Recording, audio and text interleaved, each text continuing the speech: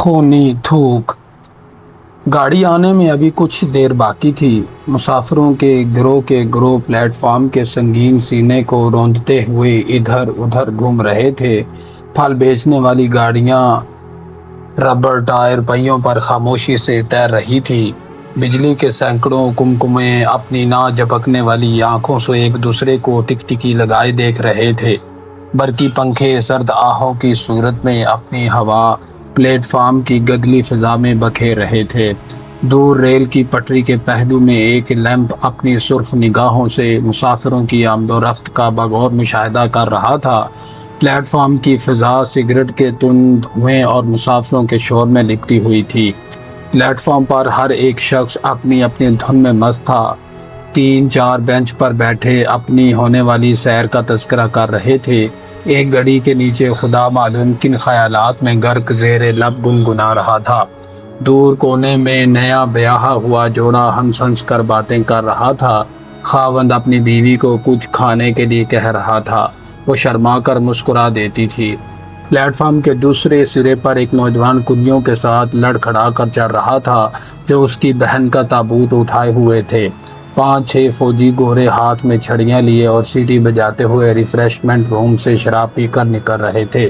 بک stall پر چند مسافر اپنا وقت ٹالنے کی خاطر یوں ہی کتابوں کو الٹ پلٹ کر دیکھنے میں مشغول تھے۔ بہت سے کلی سرخ وردیاں پہنے گاڑی کی روشنی کا امید بھری نگاہوں سے انتظار کر رہے تھے۔ ریفریشمنٹ روم کے اندر ایک صاحب انگریزی لباس زیب تن کیے سگار کا دھواں اڑا کر وقت کاٹنے کی کوشش کر رہے تھے۔ کلیوں کی زندگی گدھوں سے بھی بدتر ہے، مگر میاں کیا کریں، آخر پیٹ کہاں سے پالیں۔ ایک کلی دن بھر میں کتنا کما لیتا ہوگا؟ یہی 8-10 آنے، یعنی صرف جینے کا سہارا، اور اگر بال بچے ہوں تو اپنا پیٹ کاٹ کر ان کا منہ بھریں۔ جب ان لوگوں کی تاریک زندگی کا خیال ایک دفعہ بھی میرے دماغ میں آ جائے تو پہروں یہی سوچتا رہتا ہوں کہ آیا ان کی مصیبت ہماری نام نہاد تہذیب پر بدنما داغ نہیں ہے۔ 2 دوست پلیٹ فارم پر ٹہلتے ہوئے آپس میں باتیں کر رہے تھے۔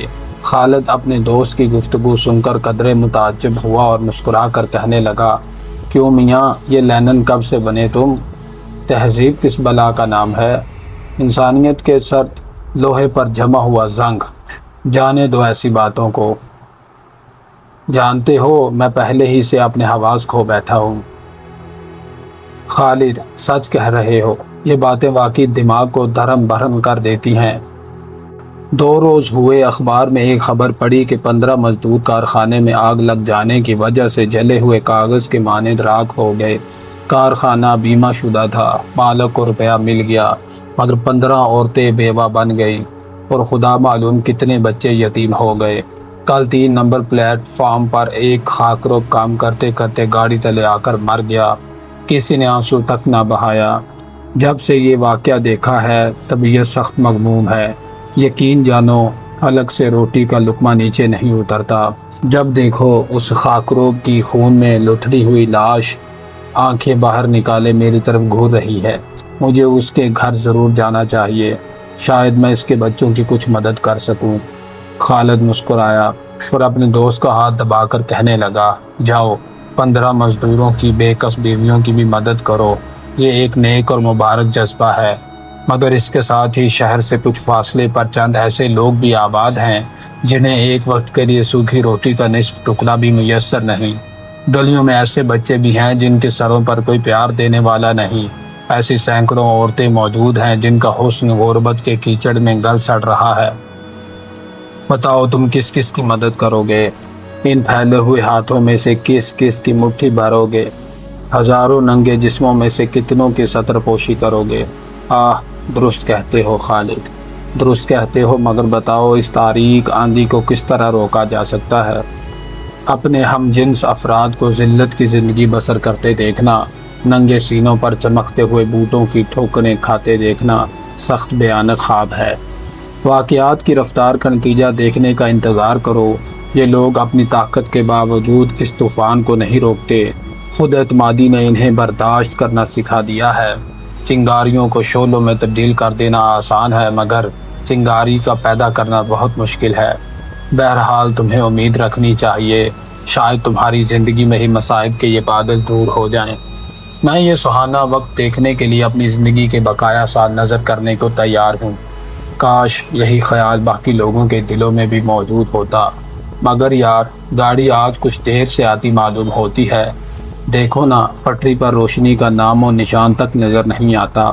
خالد کا ساتھی کسی گہری فکر میں غوطہ زن تھا، اس لیے اس نے اپنے دوست کے آخری الفاظ بالکل نہ سنے، اور اگر سنے تو کچھ اور خیال کر کے کہنے لگا، واقعی یہ خیال پیدا کرنا چاہیے، اور اگر وہ چھوڑو میاں اب اس فلسفے کو، کچھ پتہ بھی ہے گاڑی کب آنے والی ہے؟ خالد نے اپنے دوست کو بازو سے پکڑتے ہوئے کہا۔ گاڑی؟ اور پھر سامنے والی گاڑی کی طرف نگاہ اٹھا کر 9:25، بس 10 منٹ تک آ جائے گی، یعنی 10 منٹ کے بعد ہمارا دوست ہمارے پاس ہوگا۔ ذرا خیال تو کرو، میں وحید کی آمد کو اس دردناک گفتگو کی وجہ سے بالکل بھول چکا تھا۔ یہ کہتے ہوئے خالد کے دوست نے جیب سے سگریٹ نکال کر سلگھانا شروع کیا۔ پلیٹ فارم پر لوگوں کا ہجوم تیزی سے بڑھ رہا تھا۔ مسافر بڑی سرعت سے ادھر ادھر بھاگ رہے تھے۔ کلی اسباب کے ڈھیروں کے پاس خاموش کھڑے گاڑی کے منتظر تھے کہ جلد اپنے کام سے فارغ ہو کر ایک آنا حاصل کر سکیں۔ خانچہ والے دوسرے پلیٹ فارموں سے جمع ہو کر اپنی اپنی مخصوص صدا بلند کر رہے تھے۔ فضا گاڑیوں کی گڑگڑاہٹ، مختلف انجنوں کی بھپ بھپ، خانچہ والوں کی صداؤں، مسافروں کی باہم گفتگو کے شور اور کلیوں کی بھدی آوازوں سے معمور تھی۔ برقی پنکھے بدستور سرد آہیں بھر رہے تھے۔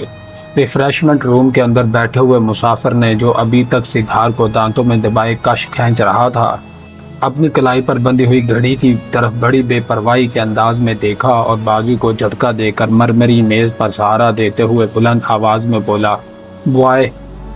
تھوڑی دیر خادم کا انتظار کرنے کے بعد وہ پھر چیخا، بوائے بوائے، اور پھر آہستہ بڑبڑاتے ہوئے، نمک حرام۔ جی آیا حضور، دوسرے کمرے میں سے کسی کی آواز آئی، اور سفید لباس پہنے ہوئے ایک خادم بھاگ کر اس مسافر کے قریب مؤدب کھڑا ہو گیا۔ حضور، ہم نے تمہیں 2 دفعہ آواز دی، سوئے رہتے ہو تم لوگ شاید۔ حضور، میں نے سنا نہیں، ورنہ کیا مجال ہے کہ غلام حاضر نہ ہوتا۔ غلام کا لفظ سن کر مسافر کا غصہ فرد ہو گیا۔ دیکھو، درجہ اول کے مسافروں سے یہ بے رخی اچھی نہیں، ہم تمہارے بڑے صاحب کے بھی کان کھینچ سکتا ہے، سمجھے؟ جی ہاں، ایجنٹ کے، وہ ہمارا دوست ہے۔ خیر، دیکھو تم ویٹنگ روم میں جاؤ اور ہمارے کلی سے کہو کہ وہ صاحب کا تمام اسباب پلیٹ فارم پر لے جائے، گاڑی آنے میں صرف 5 منٹ باقی ہے۔ بہت اچھا حضور، اور ہاں، ہمارا بل دوسرے آدمی کے ہاتھ بھجوا دو۔ بہت اچھا صاحب، دیکھو بل میں 555 نمبر سگریٹ کے ایک ڈبے کے دام بھی شامل کر لینا۔ 555 نمبر کا ڈبہ، خیال رہے۔ بل اور ڈبہ گاڑی میں لے کر حاضر ہو جاؤں گا، وقت تھوڑا ہے، جو مرضی میں آئے کرنا، مگر اب تم جاؤ اور جلد ہمارے کلی کو اسباب نکالنے کے لیے کہہ دو۔ مسافر نے یہ کہہ کر ایک انگڑائی لی اور میز پر پڑے ہوئے شراب کے گلاس میں سے آخری گھونٹ ایک ہی جھرے میں ختم کر دیے۔ گیلے ہونٹ ایک بے داغ ریشمی رومال سے صاف کرنے کے بعد وہ اٹھا اور آہستہ آہستہ دروازے کی طرف بڑھا۔ صاحب کو دروازے کی طرف بڑھتے دیکھ کر ایک خادم نے جلدی سے دروازہ کھول دیا۔ مسافر بڑی رعونت سے ٹہلتا ٹہلتا پلیٹ فارم کی بھیڑ میں گم ہو گیا۔ دور ریل کی آہنی پٹریوں کے درمیان خیرہ کن روشنی کا ایک دھبا نظر آ رہا تھا، جو آہستہ آہستہ آس پاس کی تاریکی کو چیرتا ہوا بڑھ رہا تھا۔ تھوڑی دیر کے بعد یہ دھبا روشنی کی ایک لمبی دھار میں تبدیل ہو گیا اور دفعتاً انجن کی چوندیا دینے والی روشنی ایک لمحے کے لیے پلیٹ فارم کے کمکموں کو اندھا بناتے ہوئے گل ہو گئی۔ ساتھ ہی کچھ عرصہ کے لیے انجن کے آہنی پہیوں کی بھاری گڑگڑاہٹ تلے پلیٹ فارم کا شور دب کر رہ گیا۔ ایک چیخ کے ساتھ گاڑی اسٹیشن کے سنگین چبوترے کے پہلو میں کھڑی ہو گئی۔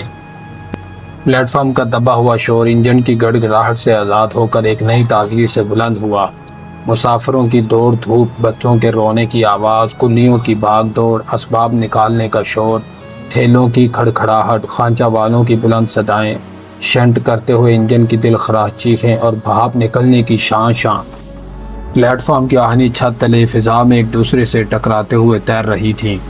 خالد، وحید کو دیکھا تم نے کسی ڈبے میں؟ نہیں تو خدا جانے اس گاڑی سے آیا بھی ہے یا نہیں۔ افطار میں تو اسی گاڑی کا ذکر تھا۔ ارے وہ ڈبے میں کون ہے؟ وحید؟ ہاں وحید۔ دونوں دوست بھاگتے ہوئے اس ڈبے کی طرف بڑھے جس میں سے وحید اپنا اسباب اتروا رہا تھا۔ ریفریشمنٹ روم والا مسافر تیزی سے فرسٹ کلاس کمپارٹمنٹ کی طرف بڑھا۔ باہر دروازے کے ساتھ لگے ہوئے کاغذ کو ایک نظر دیکھنے کے بعد دروازہ کھول کر ڈبے کے اندر داخل ہو گیا اور پیتل کی سلاخ تھام کر کولی اور اپنے اسباب کا انتظار کرنے لگا۔ کولی اسباب سے لدا ہوا گاڑی کے ڈبوں کی طرف دیکھ کر دوڑا چلا آ رہا تھا۔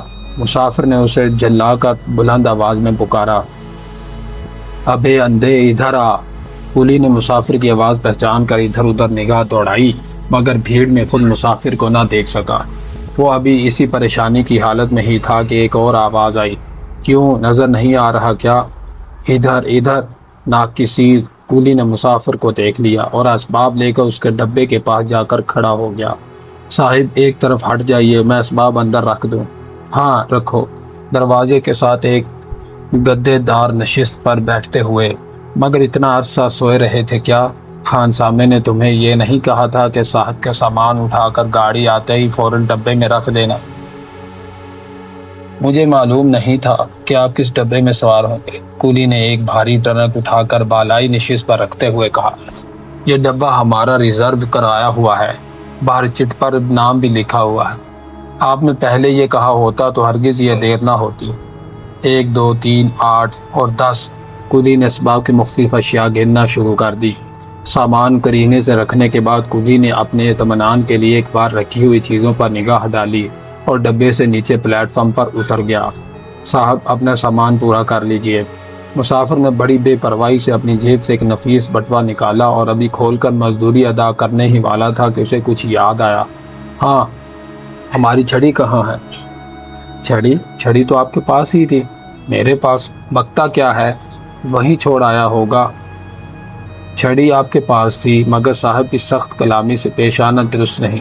جب میں نے کوئی خطا ہی نہیں کی۔ کولی کی زبان سے اس قسم کے الفاظ سن کر مسافر آگ ببوکا ہو گیا اور اپنی جگہ سے اٹھ کر دروازے کے پاس کھڑا ہو کر چلانے لگا، سخت کلامی سے پیش آنا درست نہیں؟ کسی نواب کا صاحبزادہ ہے؟ جتنے کی چھڑی ہے اتنی تو تیری قیمت بھی نہیں۔ چھڑی لے کر آتا ہے یا نہیں؟ چور کہیں کا۔ چور کے لفظ نے کولی کے دل میں طوفان برپا کر دیا۔ اس کے جی میں آئی کہ اس مسافر کو ٹانگ سے پکڑ کر نیچے کھینچ لے اور اسے اس اکڑ فون کا مزہ چکھا دے، مگر طبیعت پر قابو پا کر خاموش ہو گیا اور نرمی سے کہنے لگا، آپ کو ضرور غلط فہمی ہوئی ہے۔ چھڑی آپ نے کہیں رکھ دی ہوگی، مجھے بتائیے، میں وہاں سے پتہ لے آؤں۔ گویا میں بے وقوف ہوں، میں کہہ رہا ہوں چھڑی لے کر آؤ ورنہ ساری شیخی کرکری کر دوں گا۔ کولی ابھی کچھ جواب دینے ہی لگا تھا کہ اسے چند قدم کے فاصلے پر خان سامہ نظر آیا، جو ہاتھ میں سگریٹ کا ڈبہ اور چھڑی پکڑے چلا آ رہا تھا۔ چھڑی خان سامہ لے کر آ رہا ہے اور آپ خواہ مخواہ مجھ پر برس رہے ہیں۔ بکو نہیں، اب کتے کی طرح چلائی جا رہا ہے۔ یہ سن کر کولی غصے سے بھرا ہوا مسافر کی طرف بڑھا۔ مسافر نے پورے زور سے اس کے بڑے ہوئے سینے میں نوکیلے بوٹ سے ٹھوکر لگائی۔ ٹھوکر کھاتے ہی کولی چکراتا ہوا سنگین فرش پر گر کر بے ہوش ہو گیا۔ کولی کو گرتے دیکھ کر بہت سے لوگ اس کے ارد گرد جمع ہو گئے۔ بیچارے کو بہت سخت چوٹ آئی ہے، یہ لوگ بہانہ بھی کیا کرتے ہیں، منہ سے شاید خون بھی نکل رہا ہے۔ معاملہ کیا ہے؟ اس آدمی نے اسے بوٹ سے ٹھوکر لگائی ہے، کہیں مر نہ جائے بیچارہ، کوئی دوڑ کر پانی کا گلاس تو لائے۔ بھائی ایک طرف ہٹ کر کھڑے رہو، ہوا تو آنے دو۔ کولی کے گرد جمع ہوتے ہوئے لوگ آپس میں طرح طرح کی باتیں کر رہے تھے۔ تھوڑی دیر کے بعد خالد اور اس کا دوست بھیڑ چیر کر گرے ہوئے مزدور کے قریب پہنچے۔ خالد نے اس کے سر کو اپنے گھٹنوں پر اٹھا لیا اور اخبار سے ہوا دینا شروع کر دی۔ پھر اپنے دوست سے مخاطب ہو کر بولا، مسعود، وحید سے کہہ دو کہ ہم اب اسے گھر پر ہی مل سکیں گے، اور ہاں ذرا اس ظالم کو تو دیکھنا کہاں ہے، گاڑی چلنے والی ہے، کہیں وہ چلا نہ جائے۔ یہ سنتے ہی لوگ اس مسافر کے ڈبے کے پاس جمع ہو گئے، جو کھڑکی کے پاس بیٹھا کانپتے ہوئے ہاتھوں سے اخبار پڑھنے کی بے سود کوشش کر رہا تھا۔ مسعود اپنے دوست وحید سے رخصت لے کر اس مسافر کی طرف بڑھا اور کھڑکی کے قریب جا کر نہایت شائستگی سے کہا، آپ یہاں اخبار بینی میں مصروف ہیں اور وہ بیچارہ بے ہوش پڑا ہے۔ پھر میں کیا کروں؟ چلیے اور کم از کم اس کی حالت کا ملاحظہ تو کیجیے۔ کم بخت نے میرے سفر کا تمام لطف غارت کر دیا ہے۔ اور پھر دروازے سے باہر نکلتے ہوئے، چلیے صاحب، یہ مصیبت بھی دیکھنا تھی۔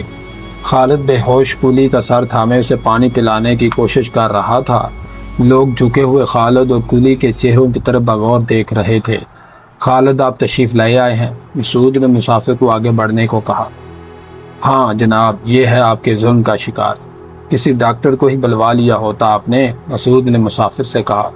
مسافر کولی کے زرد چہرے اور لوگوں کا گروہ دیکھ کر بہت خوفزدہ ہوا اور گھبراتے ہوئے جیب سے اپنا بٹوا نکالا۔ مسافر ابھی بٹوا نکال رہا تھا کہ کولی کا جسم متحرک ہوا اور اس نے اپنی آنکھیں کھول کر ہجوم کی طرف پریشان نگاہوں سے دیکھنا شروع کیا۔ یہ نوٹ آپ اسے میری طرف سے دے دیجئے گا، میں چلتا ہوں، گاڑی کا وقت ہو گیا ہے۔ مسافر نے مسعود کے ہاتھ میں 10 روپے کا ایک نوٹ پکڑاتے ہوئے انگریزی میں کہا اور پھر کولی کو ہوش میں آتے دیکھ کر اس سے مخاطب ہوا۔ ہم نے اس غلطی کی قیمت ادا کر دی ہے۔ کولی یہ سن کر تڑپا، منہ سے خون کی ایک دھار بہہ نکلی۔ بڑی کوشش سے اس نے یہ چند الفاظ اپنی زخمی چھاتی پر زور دے کر نکالے۔ میں بھی انگریزی زبان جانتا ہوں۔ 10 روپے، ایک انسان کی جان کی قیمت، میرے پاس بھی کچھ ہے۔ جو باقی الفاظ اس کے خون بھرے منہ میں بلبلے بن کر رہ گئے۔ مسافر کولی کی یہ حالت دیکھ کر اس کے پاس گھٹنوں کے بل بیٹھ گیا اور اس کا ہاتھ دبا کر کہنے لگا، میں زیادہ بھی دے سکتا ہوں۔ کولی نے بڑی تکلیف سے مسافر کی طرف رخ پھیرا اور منہ سے خون کے بلبلے نکالتے ہوئے کہا، میرے پاس بھی کچھ ہے، یہ لو۔ یہ کہتے ہوئے اس نے مسافر کے منہ پر تھوک دیا۔ تڑپا اور پلیٹ فارم کی آہنی چھت کی طرف مظلوم نگاہوں سے دیکھتا ہوا خالد کی گود میں سرد ہو گیا۔ مسافر کا منہ خونی تھوک سے رنگا ہوا تھا۔ خالد اور مسعود نے لاش دوسرے آدمیوں کے حوالے کر کے مسافر کو پکڑ کر پولیس کے سپرد کر دیا۔ مسافر کا مقدمہ 2 مہینے تک متواتر عدالت میں چلتا رہا۔ آخر فیصلہ سنا دیا گیا۔ فاضل جج نے ملزم کو معمولی جرمانہ کرنے کے بعد بری کر دیا۔ فیصلے میں یہ لکھا تھا کہ کولی کی موت اچانک تیلی پھٹ جانے سے واقع ہوئی ہے۔ فیصلہ سناتے وقت خالد اور مسعود بھی موجود تھے۔ ملزم ان کی طرف دیکھ کر مسکرایا اور کمرے سے باہر چلا گیا۔ قانون کا قفل صرف طلائی چابی سے کھل سکتا ہے، مگر ایسی چابی ٹوٹ بھی جایا کرتی ہے۔ خالد اور اس کا دوست باہر برآمدے میں باہم گفتگو کر رہے تھے۔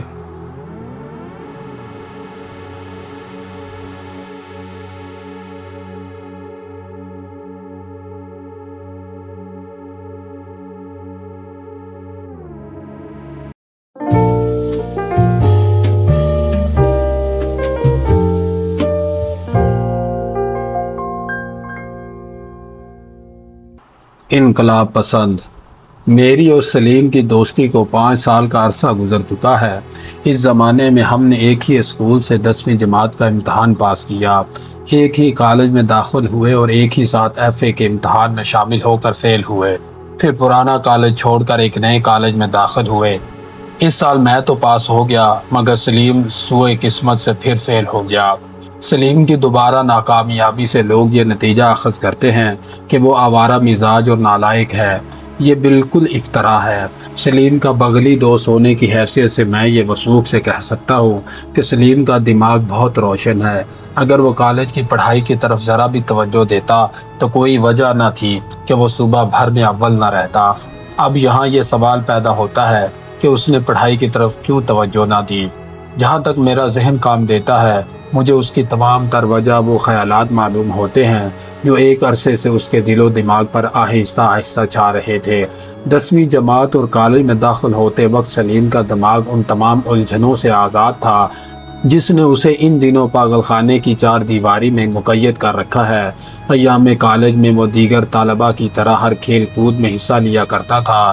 سب لڑکوں میں ہر دل عزیز تھا، مگر یکایک اس کے والد کی ناگہانی موت نے اس کے متبسم چہرے پر غم کے نقاب اڑا دی۔ اب کھیل کود کی جگہ غور و فکر نے لے لی۔ وہ کیا خیالات تھے جو سلیم کے مضطرب دماغ میں پیدا ہوئے، یہ مجھے معلوم نہیں۔ سلیم کی نفسیات کا مطالعہ کرنا بہت اہم کام ہے۔ اس کے علاوہ وہ خود اپنی دلی آواز سے ناآشنا تھا۔ اس نے کئی مرتبہ گفتگو کرتے وقت یا یوں ہی سیر کرتے ہوئے اچانک میرا بازو پکڑ کر کہا ہے، عباسی، جی چاہتا ہے کہ… ہاں کیا جی چاہتا ہے؟ میں نے اس کی طرف تمام توجہ مبذول کر کے پوچھا۔ مگر میرے اس استفسار پر اس کے چہرے کی غیر معمولی تبدیلی اور گلے میں سانس کے تصادم نے صاف طور پر ظاہر کیا کہ وہ اپنے دلی مدعا کو خود نہ پہچانتے ہوئے الفاظ میں ظاہر نہیں کر سکتا۔ وہ شخص جو اپنے احساسات کو کسی شکل میں پیش کر کے دوسرے ذہن پر منتقل کر سکتا ہے، وہ دراصل اپنے دل کا بوجھ ہلکا کرنے کی قدرت کا مالک ہے، اور وہ شخص جو محسوس کرتا ہے مگر اپنے احساس کو خود آپ اچھی طرح نہیں سمجھتا اور پھر اس اضطراب کو بیان کرنے کی قدرت نہیں رکھتا، اس شخص کے مرادف ہے جو اپنے حلق میں ٹھونسی ہوئی چیز کو باہر نکالنے کی کوشش کر رہا ہو مگر وہ گلے سے نیچے اترتی چلی جا رہی ہو۔ یہ ایک ذہنی عذاب ہے جس کی تفصیل لفظوں میں نہیں آ سکتی۔ سلیم شروع ہی سے اپنی آواز سے ناآشنا رہا ہے، اور ہوتا بھی کیوں کر جب اس کے سینے میں خیالات کا ایک ہجوم چھایا رہتا تھا۔ بعض اوقات ایسا بھی ہوا کہ وہ بیٹھا بیٹھا اٹھ کھڑا ہوا ہے اور کمرے میں چکر لگا کر لمبے لمبے سانس بھرنے شروع کر دیے۔ غالباً وہ اپنے اندرونی انتشار سے تنگ آ کر ان خیالات کو جو اس کے سینے میں بھاپ کے معنی چکر لگا رہے ہوتے، سانسوں کے ذریعے باہر نکالنے کا کوشاں ہوا کرتا تھا۔ اضطراب کے انہی تکلیف دہ لمحات میں اس نے اکثر اوقات مجھ سے مخاطب ہو کر کہا ہے، عباس، یہ خاکی کشتی کسی روز تند موجوں کی تاب نہ لا کر چٹانوں سے ٹکرا کر پاش پاش ہو جائے گی۔ مجھے اندیشہ ہے کہ وہ اپنے اندر اندیشے کو پوری طرح بیان نہیں کر سکتا تھا۔ سلیم کسی متوقع حادثے کا منتظر ضرور تھا، مگر اسے یہ معلوم نہ تھا کہ وہ حادثہ کس شکل میں پردہ ظہور پر نمودار ہوگا۔ اس کی نگاہیں ایک عرصے سے دھندلے خیالات کی صورت میں ایک موہوم سایہ دیکھ رہی تھی جو اس کی طرف بڑھتا چلا آ رہا تھا، مگر وہ یہ نہیں بتا سکتا تھا کہ اس تاریک شکل کے پردے میں کیا نہاں ہے۔ میں نے سلیم کے نفسیات سمجھنے کی بہت کوشش کی ہے، مگر مجھے اس کی منقلب عادات کے ہوتے ہوئے کبھی معلوم نہیں ہو سکا کہ وہ کن گہرائیوں میں غوطہ زن ہے، اور وہ اس دنیا میں رہ کر اپنے مستقبل کے لیے کیا کرنا چاہتا ہے، جبکہ اپنے والد کے انتقال کے بعد وہ ہر قسم کے سرمائے سے محروم کر دیا گیا تھا۔ میں ایک عرصے سے سلیم کو منقلب ہوتے دیکھ رہا تھا۔ اس کی عادات دن بدن بدل رہی تھی۔ کل کا کھلنڈرا لڑکا، میرا ہم جماعت، ایک مفکر میں تبدیل ہو رہا تھا۔ یہ تبدیلی میرے لیے سخت باعث حیرت تھی۔ کچھ عرصے سے سلیم کی طبیعت پر ایک غیر معمولی سکون چھا گیا تھا۔ جب دیکھو اپنے گھر میں خاموش بیٹھا ہوا ہے اور اپنے بھاری سر کو گھٹنوں میں تھامے کچھ سوچ رہا ہے۔ وہ کیا سوچ رہا ہوتا یہ میری طرح خود اسے بھی معلوم نہ تھا۔ ان لمحات میں میں نے اسے اکثر اوقات اپنی گرم آنکھوں پر دوات کا آہنی ڈھکنا یا گلاس کا بیرونی حصہ پھیرتے دیکھا ہے۔ شاید وہ اس عمل سے اپنی آنکھوں کی حرارت کم کرنا چاہتا تھا۔ سلیم نے کالج چھوڑتے ہی غیر ملکی مصنفوں کی بھاری بھرکم تصانیف کا مطالعہ شروع کر دیا تھا۔ شروع میں مجھے اس کی میز پر ایک کتاب نظر آئی، پھر آہستہ آہستہ اس الماری میں جس میں وہ شطرنج، تاش اور اسی قسم کے دیگر کھیلیں رکھا کرتا تھا، کتابیں ہی کتابیں نظر آنے لگیں۔ اس کے علاوہ وہ کئی دنوں تک گھر سے کہیں باہر چلا جایا کرتا تھا۔ جہاں تک میرا خیال ہے، سلیم کی طبیعت کا غیر معمولی سکون ان کتابوں کے انتھک مطالعے کا نتیجہ تھا جنہیں اس نے بڑے قرینے سے الماری میں سجا رکھی تھی۔ سلیم کا عزیز ترین دوست ہونے کی حیثیت میں اس کی طبیعت کے غیر معمولی سکون سے سخت پریشان تھا۔ مجھے اندیشہ تھا کہ یہ سکون کسی وحشت خیز طوفان کا پیش خیمہ ہے۔ اس کے علاوہ مجھے سلیم کی صحت کا بھی بہت خیال تھا۔ وہ پہلے ہی بہت کمزور جثے کا واقع ہوا تھا۔ اس پر اس نے خواہ مخواہ اپنے آپ کو خدا معلوم کن الجھنوں میں پھنسا لیا تھا۔ سلیم کی عمر بمشکل 20 سال کی ہوگی، مگر اس کی آنکھوں کے نیچے شب بیداری کی وجہ سے سیاہ حلقے پڑ گئے تھے۔ پیشانی جو اس سے قبل بالکل ہموار تھی، اب اس پر کئی شکن پڑے رہتے تھے جو اس کی ذہنی پریشانی کو ظاہر کرتے تھے۔ چہرہ جو کچھ عرصہ پہلے بہت شگفتہ ہوا کرتا تھا، اب اس پر ناک اور لب کے درمیان گہری لکیریں پڑ گئی تھی جنہوں نے سلیم کو قبل از وقت معمر بنا دیا تھا۔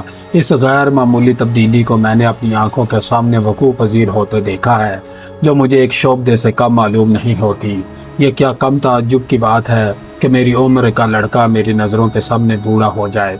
سلیم پاگل خانے میں ہے، اس میں کوئی شک نہیں، مگر اس کے یہ معنی ہو سکتے ہیں کہ وہ سڑی اور دیوانہ ہے۔ اسے غالباً اسی بنا پر پاگل خانے بھیجا گیا کہ وہ بازاروں میں بلند بانگ تقریریں کرتا ہے، راہ گزروں کو پکڑ کر انہیں زندگی کے مشکل مسائل بتا کر جواب طلب کرتا ہے اور امراء کے حریر پوش بچوں کا لباس اتار کر ننگے بچوں کو پہنا دیتا ہے۔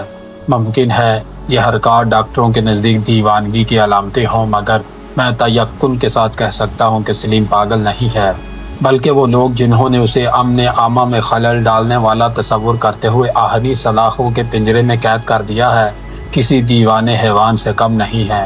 اگر وہ اپنی غیر مربوط تقریر کے ذریعے لوگوں تک اپنا پیغام پہنچانا چاہتا ہے تو کیا ان کا فرض نہیں کہ وہ اس کے ہر لفظ کو غور سے سنیں؟ اگر وہ راہ گزروں کے ساتھ فلسفہ حیات پر تبادلہ خیالات کرنا چاہتا ہے تو کیا اس کے یہ معنی لیے جائیں گے کہ اس کا وجود مجلسی دائرہ کے لیے نقصان دہ ہے؟ کیا زندگی کے حقیقی معانی سے باخبر ہونا ہر انسان کا فرض نہیں ہے؟ اگر وہ متمول اشخاص کے بچوں کا لباس اتار کر غربا کے برہنہ بچوں کا تن ڈھانپتا ہے تو کیا یہ عمل ان افراد کو ان کے فرائض سے آگاہ نہیں کرتا جو فلک بوس عمارتوں میں دوسرے لوگوں کے بل بوتے پر آرام کی زندگی بسر کر رہے ہیں؟ کیا ننگوں کی ستر پوشی کرنا ایسا فعل ہے کہ اسے دیوانگی پر محمول کیا جائے؟ سلیم ہرگز پاگل نہیں ہے، مگر مجھے یہ تسلیم ہے کہ اس کے افکار نے اسے بے خود ضرور بنا رکھا ہے۔ دراصل وہ دنیا کو کچھ پیغام دینا چاہتا ہے مگر دے نہیں سکتا۔ ایک کم سن بچے کی طرح وہ تتلا کر اپنے قلبی احساسات بیان کرنا چاہتا ہے، مگر الفاظ اس کی زبان پر آتے ہی بکھر جاتے ہیں۔ وہ اس سے قبل ذہنی اذیت میں مبتلا ہے، مگر اب اسے اور اذیت میں ڈال دیا گیا ہے۔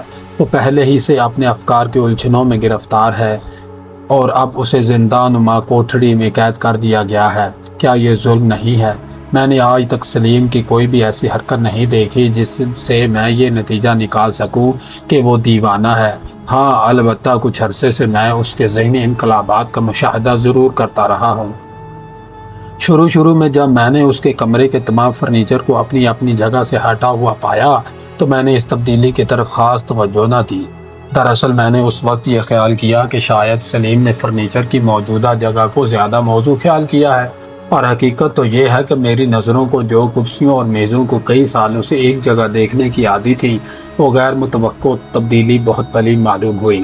اس واقعے کے چند روز بعد جب میں کالج سے فارغ ہو کر سلیم کے کمرے میں داخل ہوا تو کیا دیکھتا ہوں کہ فلمی ممثلوں کی دو تصاویر جو ایک عرصے سے کمرے کی دیواروں پر آویزاں تھیں اور جنہیں میں اور سلیم نے بہت مشکل کے بعد فراہم کیا تھا، باہر ٹوکری میں پھٹی پڑی ہیں اور ان کی جگہ انہی چوکٹوں میں مختلف مصنفوں کی تصویریں لٹک رہی ہیں۔ چونکہ میں خود ان تصاویر کا اتنا مشتاق نہ تھا، اس لیے مجھے سلیم کا یہ انتخاب بہت پسند آیا۔ چنانچہ ہم اس روز دیر تک ان تصویروں کے متعلق گفتگو بھی کرتے رہے۔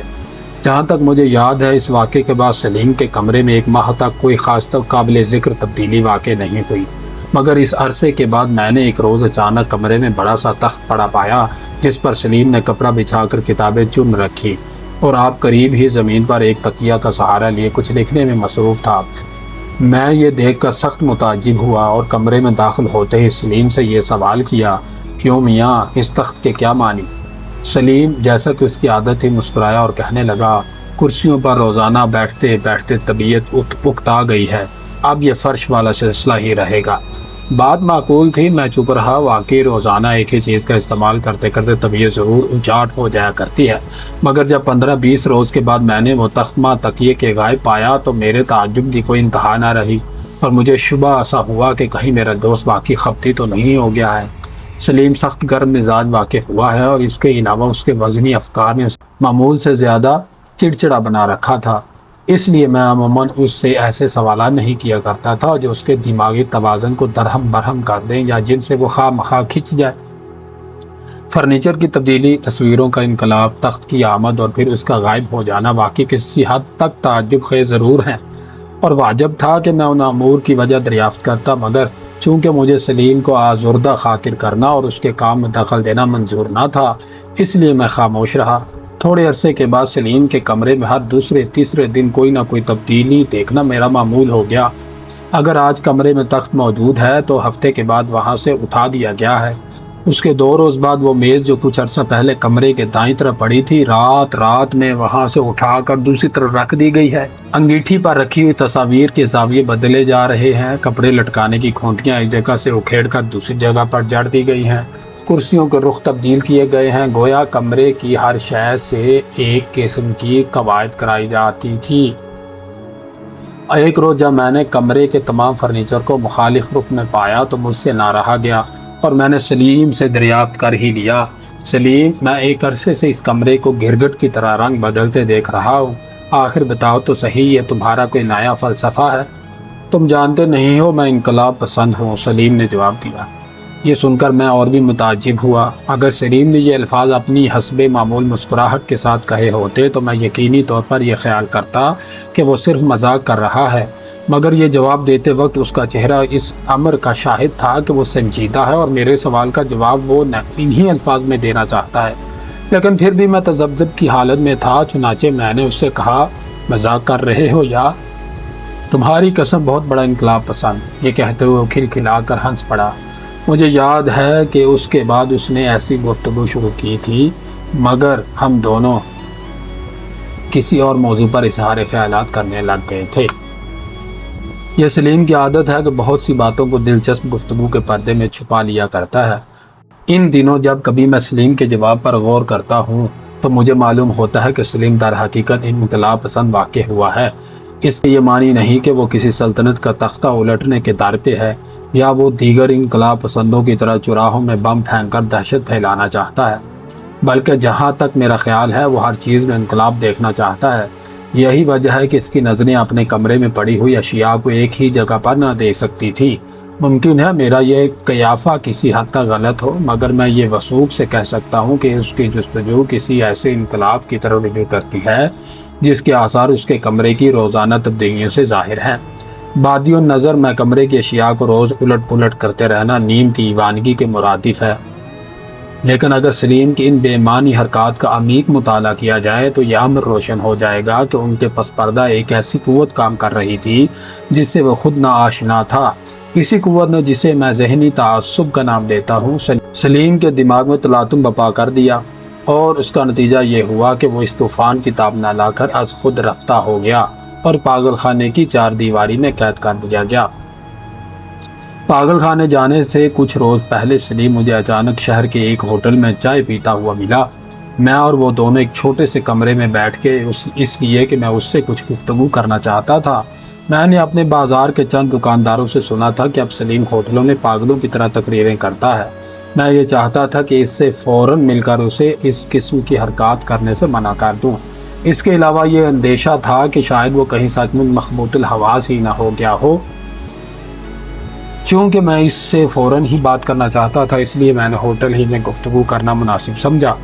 کرسی پر بیٹھتے وقت میں غور سے سلیم کے چہرے کی طرف دیکھ رہا تھا۔ وہ مجھے اس طرح گھورتے دیکھ کر سخت متعجب ہوا۔ وہ کہنے لگا، شاید میں سلیم نہیں ہوں۔ آواز میں کس قدر درد تھا، گویا یہ جملہ آپ کی نظروں میں بالکل سادہ معلوم ہو، مگر خدا گواہ ہے میری آنکھیں بے اختیار نمناک ہو گئیں۔ شاید میں سلیم نہیں ہوں، گویا وہ ہر وقت اس بات کا متوقع تھا کہ کسی روز اس کا بہترین دوست بھی اسے نہ پہچان سکے گا۔ شاید اسے معلوم تھا کہ وہ بہت حد تک تبدیل ہو چکا ہے۔ میں نے ضبط سے کام لیا اور اپنے آنسوؤں کو رومال میں چھپا کر اس کے کاندھے پر ہاتھ رکھتے ہوئے کہا، سلیم، میں نے سنا ہے کہ تم نے میرے لاہور جانے کے بعد یہاں بازاروں میں تقریریں کرنی شروع کر دی ہیں۔ جانتے بھی ہو اب تمہیں شہر کا بچہ بچہ پاگل کے نام سے پکارتا ہے۔ پاگل؟ شہر کا بچہ بچہ مجھے پاگل کے نام سے پکارتا ہے؟ پاگل؟ ہاں عباس، میں پاگل ہوں۔ پاگل، دیوانہ، خرد باختہ۔ لوگ مجھے دیوانہ کہتے ہیں، معلوم ہے کیوں؟ یہاں تک کہہ کر وہ میری طرف سر تا پا استفہام بن کر دیکھنے لگا، مگر میری طرف سے کوئی جواب نہ پا کر وہ دوبارہ گویا ہوا، اس لیے کہ میں انہیں غریبوں کے ننگے بچے دکھلا دکھلا کر یہ پوچھتا ہوں کہ اس بڑھتی ہوئی غربت کا کیا علاج ہو سکتا ہے۔ وہ مجھے کوئی جواب نہیں دے سکتے، اس لیے وہ مجھے پاگل تصور کرتے ہیں۔ اگر مجھے صرف یہ معلوم ہو کہ ظلمت کے زمانے میں روشنی کی ایک شعاع کیوں کر فراہم کی جا سکتی ہے، ہزاروں غریب بچوں کا تاریک مستقبل کیوں کر منور بنایا جا سکتا ہے۔ وہ مجھے پاگل کہتے ہیں، وہ جن کی نبض حیات دوسروں کے خون کی مرہون منت ہے، وہ جن کا فردوس غربا کے جہنم کی مستعار اینٹوں سے استوار کیا گیا ہے، وہ جن کے سازش عشرت کے ہر تار کے ساتھ بیواؤں کی آہیں، یتیموں کی عریانی، لاوارث بچوں کی صدائے گریہ لپٹی ہوئی ہے۔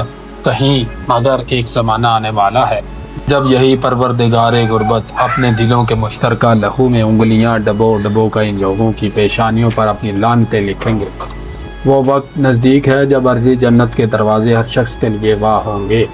میں پوچھتا ہوں، اگر میں آرام میں ہوں تو کیا وجہ ہے کہ تم تکلیف کی زندگی بسر کرو؟ کیا یہی انسانیت ہے کہ میں کارخانے کا مالک ہوتے ہوئے ہر شب ایک نئی رقاصہ کا ناچ دیکھتا ہوں اور اپنی نکمی سے نکمی خواہش پر بے دریغ روپیہ بہا کر اپنا دل خوش کرتا ہوں، اور میرے مزدوروں کو ایک وقت کی روٹی نصیب نہیں ہوتی؟ ان کے بچے مٹی کے ایک کھلونے کے لیے ترستے ہیں، پھر لطف یہ ہے کہ میں مہذب ہوں، میری ہر جگہ عزت کی جاتی ہے، اور وہ لوگ جن کا پسینہ میرے لیے گھور تیار کرتا ہے مجلسی دائرے میں حقارت کی نظر سے دیکھے جاتے ہیں۔ میں خود ان سے نفرت کرتا ہوں۔ تم ہی بتاؤ، کیا یہ دونوں ظالم و مظلوم اپنے فرائض سے ناآشنا نہیں ہیں؟ میں ان دونوں کو ان کے فرائض سے آگاہ کرنا چاہتا ہوں، مگر کس طرح کروں یہ مجھے معلوم نہیں۔ سلیم نے اس قدر کہہ کر ہانپتے ہوئے ٹھنڈی چائے کا ایک گھونٹ بھرا اور میری طرف دیکھے بغیر پھر بولنا شروع کر دیا۔ میں پاگل نہیں ہوں، مجھے ایک وکیل سمجھو، بغیر کسی امید کے، جو اس چیز کی وکالت کر رہا ہے جو بالکل گم ہو چکی ہے۔ میں ایک دبی ہوئی آواز ہوں، انسانیت ایک منہ ہے اور میں ایک چیخ۔ میں اپنی آواز دوسروں تک پہنچانے کی کوشش کرتا ہوں، مگر وہ میرے خیالات کے بوجھ تلے دبی ہوئی ہے۔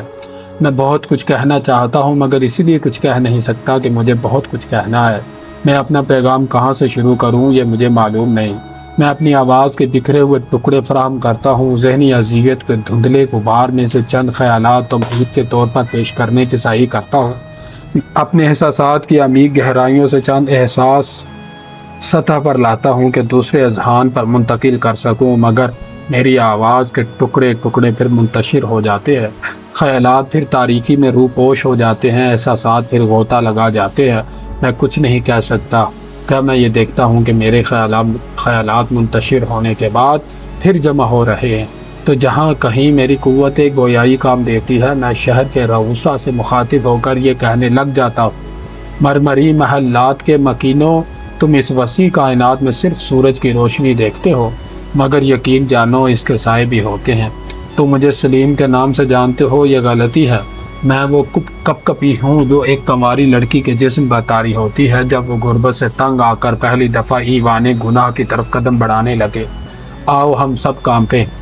تم ہنستے ہو، مگر نہیں، تمہیں مجھے ضرور سننا ہوگا۔ میں ایک غوطہ خور ہوں۔ قدرت نے مجھے تاریک سمندر کی گہرائیوں میں ڈبو دیا کہ میں کچھ ڈھونڈ کر لاؤں۔ میں ایک بے بہا موتی لایا ہوں، وہ سچائی ہے۔ اس تلاش میں نے غربت دیکھی، گرسنگی برداشت کی ہے، لوگوں کی نفرت سے دوچار ہوا ہوں، جاڑے میں غریبوں کی رگوں میں خون کو منجمد ہوتے دیکھا ہے، نوجوان لڑکیوں کو عشرت قدوں کی زینت بڑھاتے دیکھا ہے، اس لیے کہ وہ مجبور تھی۔ اب میں یہی کچھ تمہارے منہ پر کہہ کر دینا چاہتا ہوں کہ تمہیں تصویر زندگی کا تاریک پہلو نظر آ جائے۔ انسانیت ایک دل ہے، ہر شخص کے پہلو میں ایک ہی قسم کا دل موجود ہے۔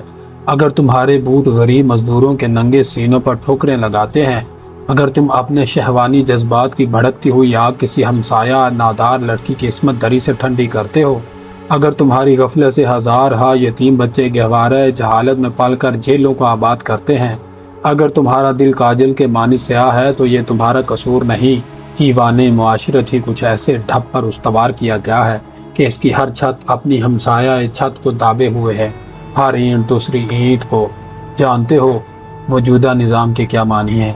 یہ کہ لوگوں کے سینوں کو جہالت کدہ بنائے، انسانی تعزز کی کشتی ہو اور ہوس کی موجوں میں بہا دے، جو جوان لڑکیوں کی عصمت چھین کر انہیں ایوان تجارت میں کھلے بندوں حسن فروشی پر مجبور کر دے، غریبوں کا خون چوس کر انہیں جلی ہوئی راکھ کے مانند قبر کی مٹی میں یکساں کر دے۔ کیا اسی کو تم تہذیب کا نام دیتے ہو؟ بھیانک تصابی، تاریک شیطانیت۔ اگر تم صرف وہ دیکھ سکو جس کا میں نے مشاہدہ کیا ہے۔ ایسے بہت سے لوگ ہیں جو قبر نما جھونپڑوں میں زندگی کے سانس پورے کر رہے ہیں۔ تمہاری نظروں کے سامنے ایسے افراد موجود ہیں جو موت کے منہ میں جی رہے ہیں۔ ایسی لڑکیاں ہیں جو 12 سال کی عمر میں عصمت فروشی شروع کرتی ہیں اور 20 سال کی عمر میں قبر کی سردی سے لپٹ جاتی ہیں، مگر تم جو اپنے لباس کی تراش کے متعلق گھنٹوں غور کرتے رہتے ہو، یہ نہیں دیکھتے بلکہ الٹا غریبوں سے چھین کر عمرا کی دولتوں میں اضافہ کرتے ہو۔ مزدور سے لے کر کاہل کے حوالے کر دیتے ہو، گودڑی پہنے انسان کا لباس اتار کر حریر پوش کے سپرد کر دیتے ہو۔ تم غربا کے غیر مختتم مسائب پر ہنستے ہو، مگر تمہیں یہ معلوم نہیں کہ اگر درخت کا نچلا حصہ لاگر و مردہ ہو رہا ہے تو کسی روز وہ بالائی حصے کے بوجھ کو برداشت نہ کرتے ہوئے گر پڑے گا۔ یہاں تک بول کر سلیم خاموش ہو گیا اور ٹھنڈی چائے کو آہستہ آہستہ پینے لگا۔ تقریر کے دوران میں سحر زدہ آدمی کی طرح چپ چاپ بیٹھا، اس کے منہ سے نکلے ہوئے الفاظ جو بارش کی طرح برس رہے تھے بغور سنتا رہا۔ میں سخت حیران تھا کہ وہ سلیم جو آج سے کچھ عرصہ پہلے بالکل خاموش ہوا کرتا تھا، اتنی طویل تقریر کیوں کر جاری رکھ سکا ہے۔ اس کے علاوہ خیالات کس قدر حق پر مبنی تھے اور آواز میں کتنا اثر تھا۔ میں ابھی اس کی تقریر کے متعلق کچھ سوچ ہی رہا تھا کہ وہ پھر بولا، خاندان کے خاندان شہر کے یہ ننگ نکل جاتے ہیں، عوام کے اخلاق قوانین سے مسخ کیے جاتے ہیں، لوگوں کے زخم جرمانوں سے کریدے جاتے ہیں، ٹیکسوں کے ذریعے دامن غربت اترا جاتا ہے۔ تباہ شدہ ذہنیت جہالت کی تاریکی سیاہ بنا دیتی ہے۔ ہر طرف حالت نزع کے سانس کی لرزاں آوازیں، عریانی گناہ اور فریب ہے، مگر دعویٰ یہ ہے کہ عوام امن کی زندگی بسر کر رہے ہیں۔ کیا اس کے یہ معنی نہیں ہے کہ ہماری آنکھوں پر سیاہ پٹی باندھی جا رہی ہے، ہمارے کانوں میں پگھلا ہوا سیسا اتارا جا رہا ہے، ہمارے جسم مصائب کے کوڑے سے بے حس بنائے جا رہے ہیں کہ ہم نہ دیکھ سکیں اور نہ محسوس کر سکیں؟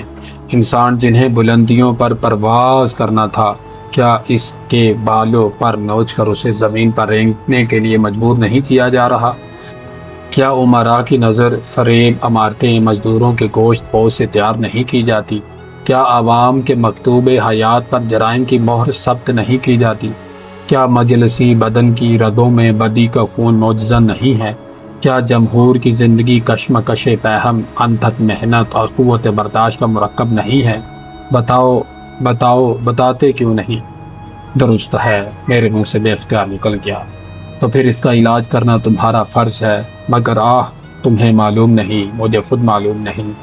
تھوڑی دیر کے بعد وہ میرا ہاتھ پکڑ کر رازدارانہ لہجے میں یوں کہنے لگا، عباس، عوام سخت تکلیف برداشت کر رہے ہیں۔ بعض اوقات جب کبھی میں کسی سوختہ حال انسان کے سینے سے آہ بلند ہوتے دیکھتا ہوں تو مجھے اندیشہ ہوتا ہے کہ کہیں شہر نہ جل جائے۔ اچھا، اب میں جاتا ہوں، تم لاہور واپس کب جا رہے ہو؟ یہ کہہ کر وہ اٹھا اور ٹوپی سنبھال کر باہر چلنے لگا۔ ٹھہرو، میں بھی تمہارے ساتھ چلتا ہوں۔ کہاں جاؤ گے آپ؟ اسے یک لخت کہیں جانے کے لیے تیار دیکھ کر میں نے اسے فوراً ہی کہا، مگر میں اکیلا جانا چاہتا ہوں، کسی باغ میں جاؤں گا۔ میں خاموش ہو گیا اور وہ ہوٹل سے نکل کر بازار کے ہجوم میں گم ہو گیا۔ اس گفتگو کے چوتھے روز مجھے لاہور میں اطلاع ملی کہ سلیم نے میرے جانے کے بعد بازاروں میں دیوانہ وار شور برپا کرنا شروع کر دیا تھا، اس لیے اسے پاگل خانے میں داخل کر لیا گیا ہے۔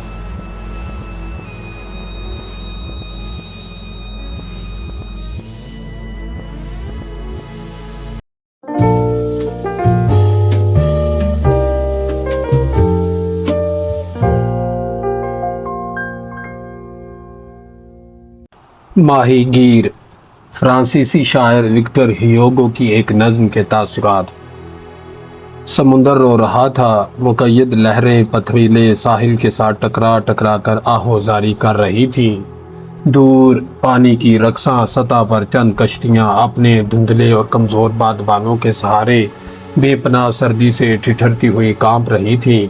آسمان کی نیلی قبا میں چاند کھلکھلا کر ہنس رہا تھا، ستاروں کا کھیت اپنے پورے جوبن میں لہلہا رہا تھا۔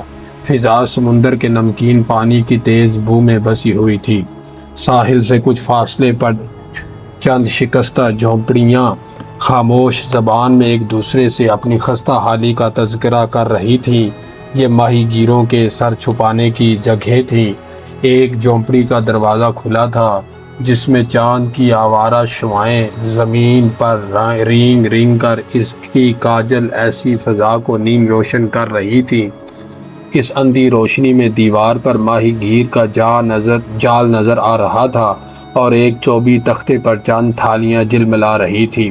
جھونپڑی کے کونے میں ایک ٹوٹی ہوئی چارپائی تاریک چادروں میں ملبوس اندھیرے میں سر نکالے ہوئے تھی۔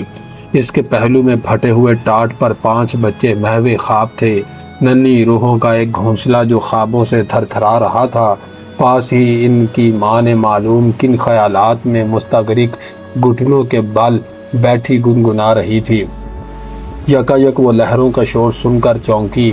بوڑھا سمندر کسی آنے والے خطرے سے آگاہ، سیاہ چٹانوں، تند ہواؤں اور نصف شب کی تاریکی کو مخاطب کر کے گلا پھاڑ پھاڑ کر چلا رہا تھا۔ وہ اٹھی اور بچوں کے پاس جا کر ہر ایک کی پیشانی پر اپنے سرد لبوں سے بوسہ دیا اور وہیں ٹاٹ کے ایک کونے میں بیٹھ کر دعا مانگنے لگی۔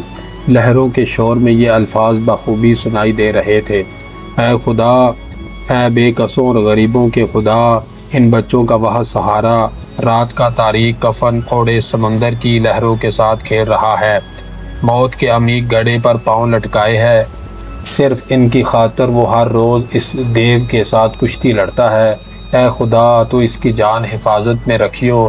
آہ، اگر یہ صرف نوجوان ہوتے، اگر یہ صرف اپنے والد کی مدد کر سکتے۔ یہ کہہ کر خدا معلوم اسے کیا خیال آیا کہ وہ سر سے پیر تک کانپ گئی اور ٹھنڈی آہ بھر کر تھر تھراتی ہوئی آواز میں کہنے لگی: بڑے ہو کر ان کا بھی یہی شگل ہوگا، پھر مجھے 6 جانوں کا خدشہ لاحق رہے گا۔ آہ، کچھ سمجھ میں نہیں آتا، غربت، غربت۔ یہ کہتے ہوئے وہ اپنی غربت اور تنگ دامانی کے خیالات میں غرق ہو گئی۔ دفعتاً وہ اس اندھیرے خواب سے بیدار ہوئی اور اس کے دماغ میں ہوٹلوں کی دیو قامت عمارتیں اور امراء کے راحت قدوں کی تصویریں کھنچ گئیں۔ ان عمارتوں کی دل فریب راحتوں اور امراء کی تعیش پرستیوں کا خیال آتے ہی اس کے دل پر ایک دھند سی چھا گئی۔ کلیجے پر کسی غیر مرئی ہاتھ کی گرفت محسوس کر کے وہ جلدی سے اٹھی اور دروازے سے تاریکی میں آوارہ نظروں سے دیکھنا شروع کیا۔ اس کی یہ حرکت خیالات کی آمد کو نہ روک سکی۔ وہ سخت حیران تھی کہ لوگ امیر اور غریب کیوں ہوتے ہیں جبکہ ہر انسان ایک ہی طرح ماں کے پیٹ سے پیدا ہوتا ہے۔ اس سوال کے حل کے لیے اس نے اپنے دماغ پر بہت زور دیا، مگر کوئی خاطر خواہ جواب نہ مل سکا۔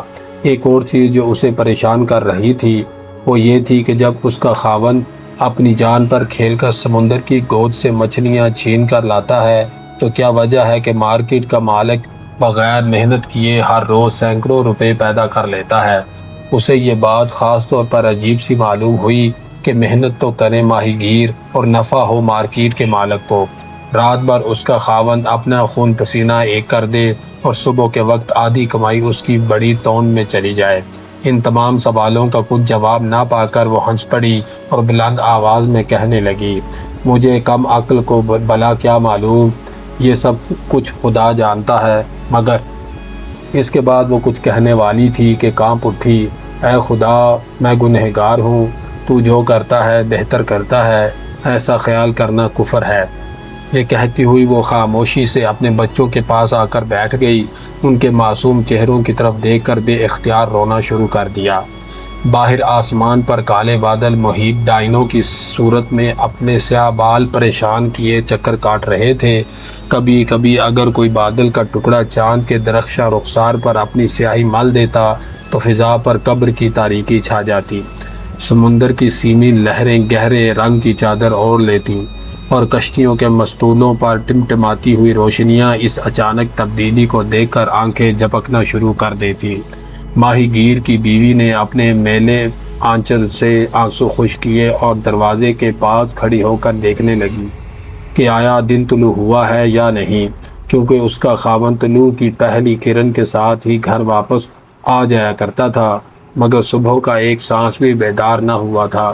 سمندر کی سطح پر روشنی کی ایک دھاری بھی نظر آ رہی تھی، بارش کا کاجل کی طرح تمام فضا پر برس رہی تھی۔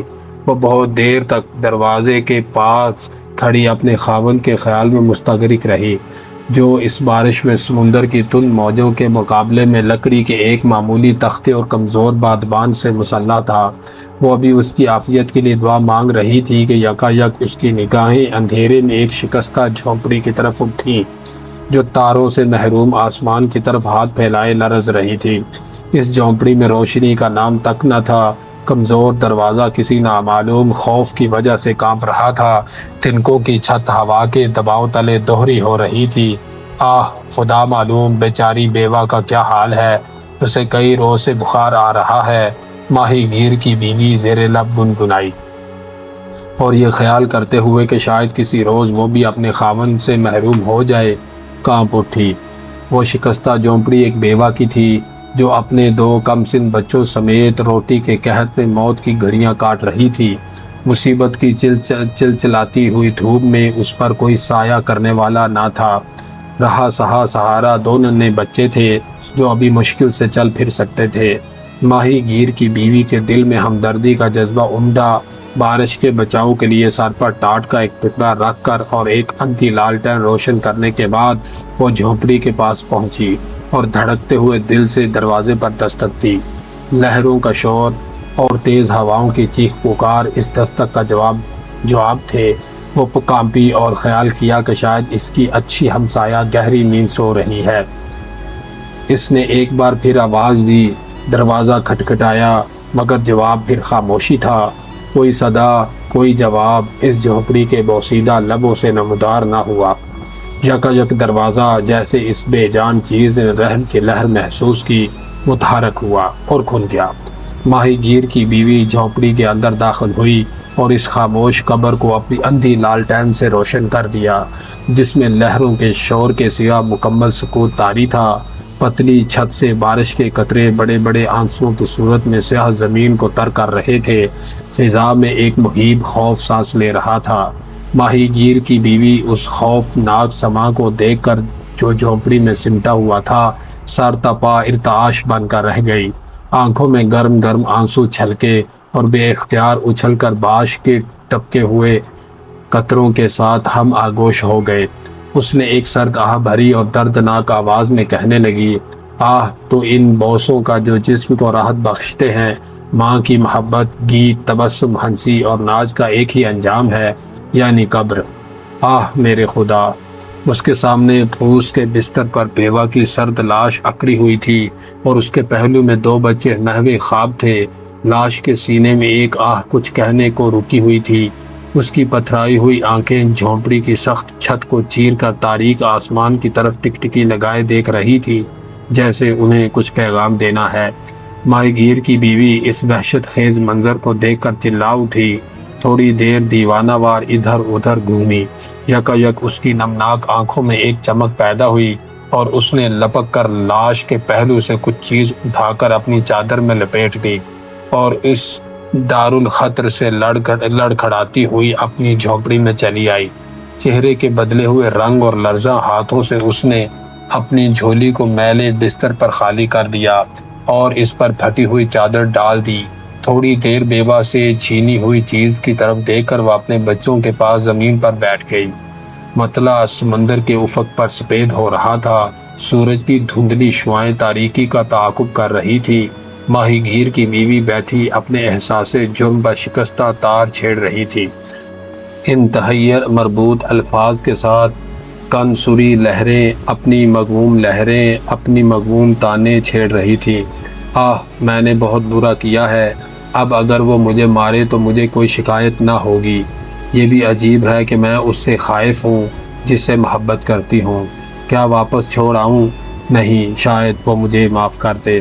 وہ اسی قسم کے خیالات میں غلطاں پیچاں بیٹھی ہوئی تھی کہ ہوا کے زور سے دروازہ ہلا۔ یہ دیکھ کر اس کا کلیجہ دہک سے رہ گیا۔ اٹھی اور کسی کو نہ پا کر وہیں تفکر بیٹھ گئی۔ ابھی نہیں بچا وہ، اسے ان بچوں کے لیے کتنی تکلیف اٹھانا پڑتی ہے۔ اکیلے آدمی کو 7 پیٹ پالنے پڑتے ہیں۔ مگر یہ شور کیا ہے؟ یہ آواز چیختی ہوئی ہوا کی تھی جو جھونپڑی کے ساتھ رگڑ کر گزر رہی تھی۔ اس کے قدموں کی چاپ، آہ نہیں، ہوا ہے، یہ کہہ کر وہ پھر اپنے اندرونی غم میں ڈوب گئی۔ اب اس کے کانوں میں ہواؤں اور لہروں کا شور مفقود ہو گیا۔ سینے میں خیالات کا تصادم کیا کم شور تھا۔ آبی جانور ساحل کے آس پاس چلا رہے تھے۔ پانی میں گھسے ہوئے سنگریزے ایک دوسرے سے ٹکرا کر کھنکھنا رہے تھے۔ کشتی کے چپوؤں کی آواز صبح کی خاموش فضا کو مرتعش کر رہی تھی کہ ماہی گیر کی بیوی کشتی کی آمد سے بے خبر اپنے خیالات میں کھوئی ہوئی تھی۔ دفعتاً دروازہ ایک شور کے ساتھ کھلا۔ صبح کی دھندلی شعاعیں جھونپڑی میں تیرتی ہوئی داخل ہوئیں ساتھ ہی ماہی گیر کاندھوں پر ایک بڑا سا جال ڈالے دہلیز پر نمودار ہوا۔ اس کے کپڑے رات کی بارش اور سمندر کے نمکین پانی سے شرابور ہو رہے تھے۔ آنکھیں شب بیداری کی وجہ سے اندر کو دھنسی ہوئی تھیں۔ جسم سردی اور غیر معمولی مشقت سے اکڑا ہوا تھا۔ نسیم کے ابا تم ہو؟ ماہی گیر کی بیوی چونک اٹھی اور عاشقانہ بےتابی سے اپنے خاوند کو چھاتی سے لگا لیا۔ ہاں میں ہوں پیاری۔ یہ کہتے ہوئے ماہی گیر کے کشادہ مگر مغموم چہرے پر مسرت کی ایک دھندلی روشنی چھا گئی۔ وہ مسکرایا۔ بیوی کی محبت نے اس کے دل سے رات کی کلفت کا خیال محو کر دیا۔ موسم کیسا تھا؟ بیوی نے محبت بھرے لہجے میں دریافت کیا۔ تند۔ مچھلیاں ہاتھ آئیں؟ بہت کم۔ آج رات تو سمندر کا ذاکروں کے گروہ کے مانند تھا۔ یہ سن کر اس کی بیوی کے چہرے پر مردنی چھا گئی۔ ماہی گیر نے اسے مغموم دیکھا اور مسکرا کر بولا، تو میرے پہلو میں ہے، میرا دل خوش ہے۔ ہوا بہت تیز ہوگی۔ بہت تیز۔ معلوم ہو رہا تھا کہ دنیا کے تمام شیطان مل کر اپنے منحوس پر پھڑپھڑا رہے ہیں۔ جال ٹوٹ گیا، رسیاں کٹ گئیں اور کشتی کا منہ بھی ٹوٹتے ٹوٹتے بچا۔ پھر اس گفتگو کا رخ بدلتے ہوئے، مگر تم شب بھر کیا کرتی رہی ہو پیاری؟ بیوی کسی چیز کا خیال کر کے کانپی اور لرزاں آواز میں جو جواب دیا، میں کچھ بھی نہیں۔ سیتی پروتی رہی، تمہاری راہ دیکھتی رہی۔ لہریں بجلی کی طرح کڑک رہی تھی۔ مجھے سخت ڈر لگ رہا تھا۔ ڈر؟ ہم لوگوں کو ڈر کس بات کا؟ اور ہاں، ہماری ہمسایہ بیوہ مر گئی ہے، بیوی نے اپنے خاوند کی بات کاٹتے ہوئے کہا۔ ماہی گیر نے یہ دردناک خبر سنی مگر اسے کچھ تعجب نہ ہوا، شاید اس لیے کہ وہ ہر گھڑی اس عورت کی موت کی خبر سننے کا متوقع تھا۔ اس نے آہ بھری اور صرف اتنا کہا، بیچاری اس سے دھار گئی ہے۔ ہاں، اور 2 بچے چھوڑ گئی ہے جو لاش کے پہلو میں لیٹے ہوئے ہیں۔ یہ سن کر ماہی گیر کا جسم زور سے کانپا اور اس کی صورت سنجیدہ و متفکر ہو گئی۔ ایک کونے میں اپنی اونی ٹوپی جو پانی سے بھیگ رہی تھی پھینک کر سر کھجلایا اور کچھ دیر خاموش رہنے کے بعد اپنے آپ سے بولا، 5 بچے تھے، اب 7 ہو گئے۔ اس سے پیشتر ہی اس تند موسم میں ہمیں 2 وقت کا کھانا نصیب نہیں ہوتا تھا۔ اب مگر خیر یہ میرا قصور نہیں، اس قسم کے حوادث بہت گہرے معنی رکھتے ہیں۔ وہ کچھ عرصے تک اسی طرح اپنا سر گھٹنوں میں دبائے سوچتا رہا۔ اسے یہ سمجھ نہ آتا تھا کہ خدا نے ان بچوں سے جو اس کی مٹھی کے برابر بھی نہیں، ماں کیوں چھین لی ہے۔ ان بچوں سے جو نہ کام کر سکتے ہیں اور نہ کسی چیز کی خواہش ہی کر سکتے ہیں۔ اس کا دماغ ان سوالوں کا کوئی حل نہ پیش کر سکا۔ وہ بڑبڑاتا ہوا اٹھا۔ شاید ایسی چیزوں کو ایک پڑھا لکھا ہی سمجھ سکتا ہے، اور پھر اپنی بیوی سے مخاطب ہو کر بولا، پیاری جاؤ انہیں یہاں لے آؤ۔ وہ کس قدر وحشت زدہ ہوں گے اگر وہ صبح اپنی ماں کی لاش کے پاس بیدار ہوئے۔ ان کی ماں کی روح سخت بے قرار ہوگی۔ جاؤ انہیں ابھی لے کر آؤ۔ یہ کہہ کر وہ دل میں سوچنے لگا کہ وہ ان بچوں کو اپنی اولاد کی طرح پالے گا۔ وہ بڑے ہو کر اس کے گھٹنوں پر چڑھنا سیکھ جائیں گے۔ خدا ان اجنبیوں کو جھونپڑی میں دے کر بہت خوش ہوگا اور انہیں زیادہ کھانے کو عطا کرے گا۔ تمہیں فکر نہیں کرنی چاہیے پیاری، میں زیادہ محنت سے کام کروں گا۔ اور پھر اپنی بیوی کو چارپائی کی طرف روانہ ہوتے دیکھ کر بلند آواز میں کہنے لگا، مگر تم سوچ کیا رہی ہو؟ اس دھیمی چال سے نہیں چلنا چاہیے تمہیں۔ ماہی گیر کی بیوی نے چارپائی کے پاس پہنچ کر چادر کو الٹ دیا۔ وہ تو یہ ہے، وہ بچے صبح کی طرح مسکرا رہے تھے۔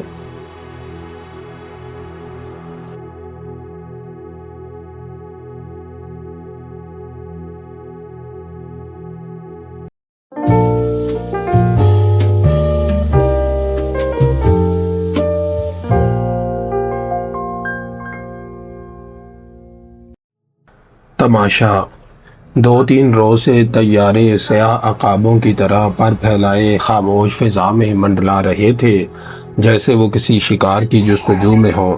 سرخ آندیاں وقتاً فوقتاً کسی آنے والے خونی حادثے کا پیغام لا رہی تھیں۔ سنسان بازاروں میں مسلح پولیس کی گشت ایک عجیب ہیبتناک سما پیش کر رہی تھی۔ وہ بازار جو صبح سے کچھ عرصہ پہلے لوگوں کے ہجوم سے پر ہوا کرتے تھے، اب کسی نامعلوم خوف کی وجہ سے سونے پڑے تھے۔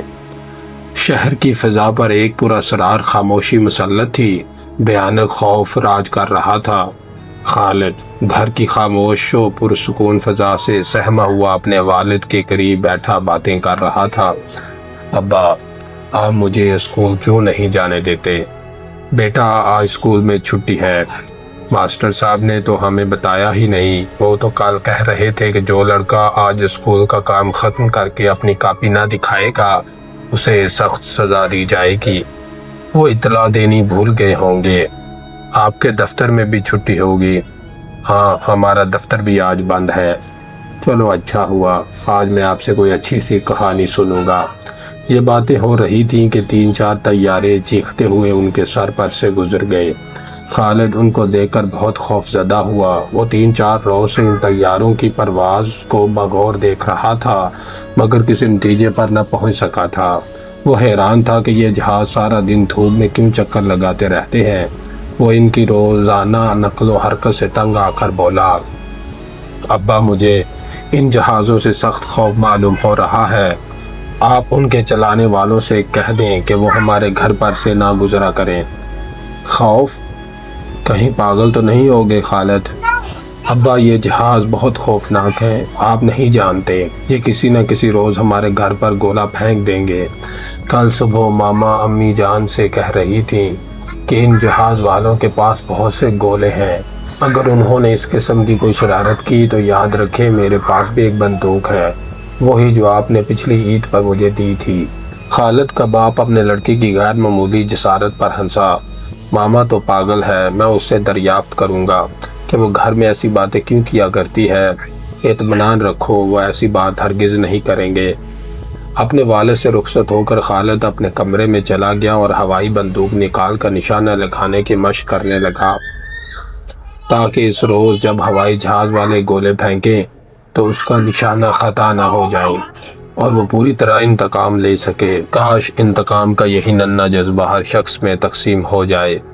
اسی عرصے میں جب کہ ایک ننھا بچہ اپنے انتقام لینے کی فکر میں ڈوبا ہوا طرح طرح کے منصوبے باندھ رہا تھا، گھر کے دوسرے حصے میں خالد کا باپ اپنی بیوی کے پاس بیٹھا ہوا ماما کو ہدایت کر رہا تھا کہ وہ آئندہ گھر میں اس قسم کی کوئی بات نہ کرے جس سے خالد کو دہشت ہو۔ ماما اور بیوی کو اسی قسم کی مزید ہدایات دے کر وہ ابھی بڑے دروازے سے باہر جا رہا تھا کہ خادم ایک دہشتناک خبر لایا کہ شہر کے لوگ بادشاہ کے منع کرنے پر بھی شام کے قریب ایک عام جلسہ کرنے والے ہیں اور یہ توقع کی جاتی ہے کہ کوئی نہ کوئی واقعہ ضرور پیش آ کر رہے گا۔ خالد کا باپ یہ خبر سن کر بہت خوف زدہ ہوا۔ اب اسے یقین ہو گیا کہ فضا کا غیر معمولی سکون، طیاروں کی پرواز، بازاروں میں مسلح پولیس کی گشت، لوگوں کے چہروں پر اداسی کا عالم اور خونی آندھیوں کی آمد کسی خوفناک حادثے کی پیش خیمہ تھے۔ وہ حادثہ کس نوعیت کا ہوگا یہ خالد کے باپ کی طرح کسی کو بھی معلوم نہ تھا، مگر پھر بھی سارا شہر کسی نامعلوم خوف میں لپٹا ہوا تھا۔ باہر جانے کے خیال کو ملتوی کر کے خالد کا باپ ابھی کپڑے تبدیل کرنے بھی نہ پایا تھا کہ طیاروں کا شور بلند ہوا۔ وہ سہم گیا۔ اسے ایسا معلوم ہوا جیسے سینکڑوں انسان ہم آہنگ آواز میں درد کی شدت سے کراہ رہے ہیں۔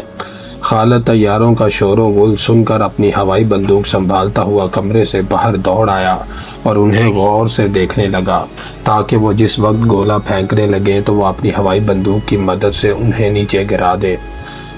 اس وقت 6 سال کے بچے کے چہرے پر آہنی ارادہ و استقلال کے آثار نمایاں تھے، جو کم حقیقت بندوق کا کھلونا ہاتھ میں تھامے ایک جرری سپاہی کو شرمندہ کر رہا تھا۔ معلوم ہوتا تھا کہ وہ آج اس چیز کو جو اسے عرصے سے خوفزدہ کر رہی تھی مٹانے پر تلا ہوا ہے۔ خالد کے دیکھتے دیکھتے ایک جہاز سے کچھ چیز گری جو کاغذ کے چھوٹے چھوٹے ٹکڑوں کے مشابہ تھی۔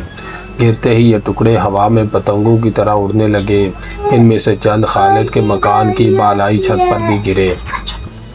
خالد بھاگا ہوا اوپر گیا اور وہ کاغذ اٹھا لایا۔ ابا جی، ماما سچ مچ جھوٹ بک رہی تھی، جہاز والوں نے تو گولوں کی بجائے یہ کاغذ پھینکے ہیں۔ خالد کے باپ نے وہ کاغذ لے کر پڑھنا شروع کیا تو رنگ زرد ہو گیا۔ ہونے والے حادثے کی تصویر اب اسے عیاں طور پر نظر آنے لگی۔ اس اشتہار میں صاف لکھا تھا کہ بادشاہ کسی جلسہ کرنے کی اجازت نہیں دیں گے اور اگر اس کی مرضی کے خلاف کوئی جلسہ کیا گیا تو نتائج کی ذمہ دار خود رعایا ہوگی۔ اپنے والد کو اشتہار پڑھنے کے بعد اس قدر حیران و پریشان دیکھ کر خالد نے گھبراتے ہوئے کہا، اس کاغذ میں تو نہیں لکھا کہ وہ ہمارے گھر پر گولے پھینکیں گے۔ خالد، اس وقت تم جاؤ اپنی بندوق کے ساتھ کھیلو۔ مگر اس پر لکھا کیا ہے؟ لکھا ہے کہ آج شام کو ایک تماشا ہوگا۔ خالد کے باپ نے گفتگو کو مزید طول دینے کے خوف سے جھوٹ بولتے ہوئے کہا، تماشا ہوگا؟ پھر تو ہم بھی چلیں گے نا؟ کیا کہا؟ کیا اس تماشے میں آپ مجھے نہ لے چلیں گے؟ لے چلیں گے، اب جاؤ جا کر کھیلو۔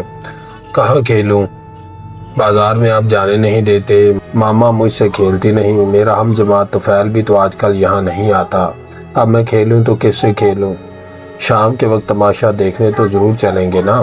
اسی جواب کا انتظار کیے بغیر خالد کمرے سے باہر چلا گیا اور مختلف کمروں میں آوارہ پھرتا ہوا اپنے والد کی نشست گاہ میں پہنچا، جس کی کھڑکیاں بازار کی طرف کھلتی تھیں۔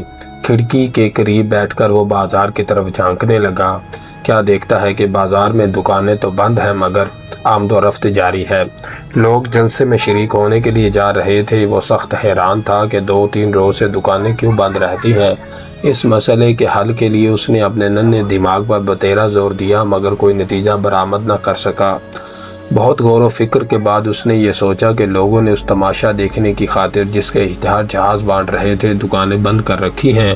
اب اس نے خیال کیا کہ وہ کوئی نہایت ہی دلچسپ تماشا ہوگا جس کے لیے تمام بازار بند ہے۔ اس خیال نے خالد کو سخت بے چین کر دیا اور وہ اس وقت کا نہایت بے قراری سے انتظار کرنے لگا جب اس کا ابا اسے تماشا دکھلانے کو لے چلے۔ وقت گزرتا گیا، وہ خونی گھڑی قریب تر آ گئی۔ سپہر کا وقت تھا۔ خالد، اس کا باپ اور والدہ صحن میں خاموش بیٹھے ایک دوسرے کی طرف خاموش نگاہوں سے تک رہے تھے۔ ہوا سسکیاں بھرتی ہوئی چل رہی تھی، تڑ تڑ تڑ تڑ۔ یہ آواز سنتے ہی خالد کے باپ کے چہرے کا رنگ کاغذ کی طرح سفید ہو گیا۔ زبان سے بمشکل اس قدر کہہ سکا، گولی۔ خالد کی ماں فرتے خوف سے ایک لفظ بھی منہ سے نہ نکال سکی۔ گولی کا نام سنتے ہی اسے ایسا معلوم ہوا جیسے خود اس کی چھاتی سے گولی اتر رہی ہے۔ خالد اس آواز کو سنتے ہی اپنے والد کی انگلی پکڑ کر کہنے لگا، ابا جی چلو چلیں، تماشا تو شروع ہو گیا ہے۔ کون سا تماشا؟ خالد کے باپ نے اپنے خوف کو چھپاتے ہوئے کہا، وہی تماشا جس کے اشتہار آج صبح بانٹ رہے تھے۔ کھیل شروع ہو گیا ہے، تبھی تو اتنے پٹاخوں کی آواز سنائی دے رہی ہے۔ ابھی بہت وقت باقی ہے، تم شور مت کرو، خدا کے لیے اب جاؤ ماما کے پاس جا کر کھیلو۔ خالد یہ سنتے ہی باورچی خانے کی طرف گیا مگر وہاں ماما کو نہ پا کر اپنے والد کی نشست گاہ میں چلا گیا اور کھڑکی سے بازار کی طرف دیکھنے لگا۔ بازار آمد و رفت بند ہو جانے کی وجہ سے سائیں سائیں کر رہا تھا۔ دور فاصلے سے کتوں کی دردناک چیخیں سنائی دے رہی تھیں۔ چند لمحات کے بعد ان چیخوں میں انسان کی دردناک آواز بھی شامل ہو گئی۔ خالد کسی کو کراہتے سن کر بہت حیران ہوا۔ ابھی وہ اس آواز کی جستجو کے لیے کوشش ہی کر رہا تھا کہ چوک میں اسے ایک لڑکا دکھائی دیا جو چیختا چلاتا بھاگتا چلا آ رہا تھا۔ خالد کے گھر کے عین مقابل وہ لڑکا لڑکھڑا کر گر گیا اور گرتے ہی بے ہوش ہو گیا اور اس کی پنڈلی پر ایک گہرا زخم تھا جس سے فواروں خون نکل رہا تھا۔ یہ سما دیکھ کر خالد بہت خوفزدہ ہوا، بھاگ کر اپنے والد کے پاس آیا اور کہنے لگا، ابا بازار میں ایک لڑکا گر پڑا ہے، اس کی ٹانگ سے بہت خون نکل رہا ہے۔ یہ سنتے ہی خالد کا باپ کھڑکی کی طرف گیا اور دیکھا کہ واقعی ایک نوجوان لڑکا بازار میں اوندے منہ پڑا ہے۔ بادشاہ کے خوف سے اسے جرأت نہ ہوئی کہ وہ اس لڑکے کو سڑک پر سے اٹھا کر سامنے والی دکان کے پٹرے پر لٹا دے۔ بے ساز و برگ افراد کو اٹھانے کے لیے حکومت کے ارباب حل و عقد نے آہنی گاڑیاں مہیا کر رکھی تھی مگر اس معصوم بچے کی ناش جو انہی کی تیگ و ستم کا شکار تھی، وہ ننھا پودا جو انہی کے ہاتھوں مسلا گیا، وہ کومپل جو کھلنے سے پہلے انہی کی عطا کردہ آباد سموم سے جلس گئی تھی، کسی کی دل کی راحت جو انہی کے جور و استبداد نے چھین لی تھی، اب انہی کی تیار کردہ سڑک پر موت بھیانک ہے مگر ظلم اس سے کہیں زیادہ خوفناک اور بھیانک ہے۔ ابا اس لڑکے کو کسی نے پیٹا ہے۔ خالد کا باپ اسباب میں سر ہلاتا ہوا کمرے سے باہر چلا گیا۔ جب خالد اکیلا کمرے میں رہ گیا تو سوچنے لگا کہ اس لڑکے کو اتنے بڑے زخم سے تکلیف ہوئی ہوگی، جبکہ ایک دفعہ اسے قلم تراش کی نوک چبھنے سے تمام رات نیند نہ آئی تھی اور اس کا باپ اور ماں تمام رات اس کے سرہانے بیٹھے رہے تھے۔ اس خیال کے آتے ہی اسے ایسا معلوم ہونے لگا کہ وہ زخم خود اس کی پنڈلی میں ہے اور اس میں شدت کا درد ہے۔ یک لخت وہ رونے لگ گیا۔ اس کے رونے کی آواز سن کر اس کی والدہ دوڑی آئی اور اسے گود میں لے کر پوچھنے لگی، میرے بچے رو کیوں رہے ہو؟ امی، اس لڑکے کو کسی نے مارا ہے، شرارت کی ہوگی اس نے۔ خالد کی والدہ اپنے خاوند کی زبانی زخمی لڑکے کی داستان سن چکی تھی، مگر اسکول میں تو شرارت کرنے پر چھڑی سے سزا دیتے ہیں، لہو تو نہیں نکالتے۔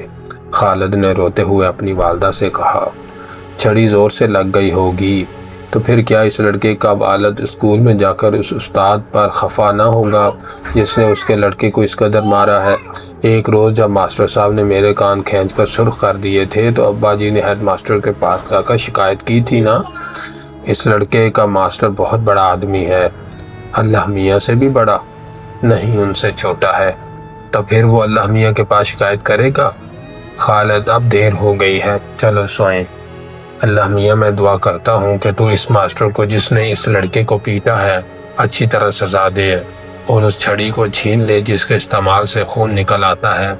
میں نے پہاڑے یاد نہیں کیے، اس لیے مجھے ڈر ہے کہ کہیں وہی چھڑی میرے استاد کے ہاتھ نہ آ جائے۔ اگر تم نے میری باتیں نہ مانی تو پھر میں بھی تم سے نہ بولوں گا۔ سوتے وقت خالد دل میں دعا مانگ رہا تھا۔